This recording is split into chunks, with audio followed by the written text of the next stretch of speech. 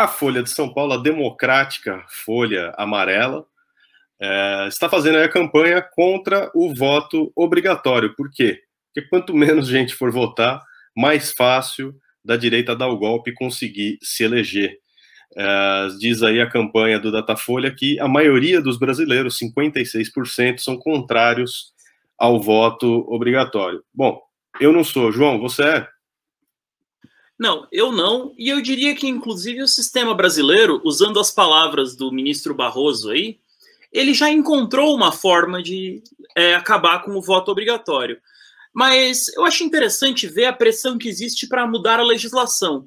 Porque, hoje em dia, por exemplo, quais são como é que a gente pode dizer, as punições por não votar? Elas são muito pequenas.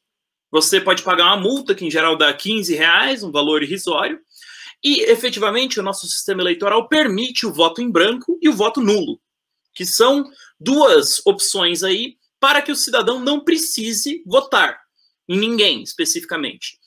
Eu colocaria que, nesse sentido, é um sistema bem democrático. Não há necessidade de retirar a obrigação da pessoa ir à urna no dia da votação, considerando, inclusive, que se ela estiver em outra cidade, ela pode justificar o voto em qualquer sessão eleitoral. Não há nenhum problema para isso. Esse ano, inclusive, o sistema permitiu até justificar o voto pelo aplicativo do celular, facilitando a vida de muita gente que nem saiu de casa para votar. No entanto, eu acho que é importante a gente colocar algumas questões. O que eles estão propondo não é impedir que a pessoa seja punida por não expressar uma opinião política, porque isso a pessoa tem o direito, basta ela ir na urna e apertar branco. Está expressada a opinião de que ela não tem opinião, ela cumpriu o regulamento. O que a lei propõe, efetivamente, suspendendo a obrigatoriedade do voto, é dificultar a participação política da classe trabalhadora. Nos Estados Unidos, onde o voto não é obrigatório, inclusive eu queria dizer que eles montaram um sistema para não incentivar a pessoa a ir votar, com vários artifícios. Por exemplo, por razões supostamente religiosas, nos Estados Unidos não se vota no fim de semana, porque comunidades religiosas não poderiam ir votar sábado e domingo. No entanto, 300 milhões de americanos que trabalham durante os dias de semana são obrigados a ir votar durante um dia de semana. O governo, para não prejudicar os empregadores e o comércio, também não estabeleceu o dia de votação como um feriado, é dia de trabalho normal. A pessoa, para votar, então, já tem que organizar um périplo de efetivamente pedir licença no serviço e depois do serviço começa a virar uma operação complicada.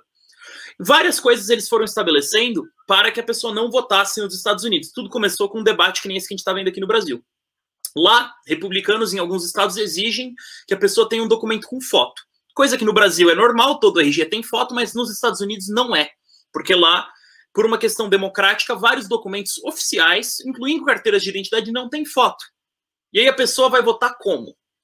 Já tem que aparecer com um passaporte, uma carteira de motorista, começa a ficar uma situação complicada. Aí você vai adicionando isso, diversas leis, por exemplo, que obrigam o cidadão a se registrar toda a eleição para votar. Não adianta ter título de eleitor, o cara tem que ir no cartório toda a eleição, se registrar para votar, para separarem uma urna para ele, pá. Quando a gente vai ver o fim da proibição, do fim da obrigatoriedade, que nem é uma obrigatoriedade de fato, como a gente tem no Brasil, é o primeiro passo aí para uma avalanche de pressão e de manobras para dificultar a votação no Brasil. Eu acho que esse é o debate que o TSE e outros setores, como o Datafolha, estão colocando. Não se trata efetivamente de extinguir nenhuma punição, porque não há praticamente punição nenhuma por não votar. Se trata aqui do primeiro passo para dificultar a votação, porque se é obrigatório, você não pode colocar numa terça-feira, que nem é nos Estados Unidos. Muito mais complicado de fazer isso daí.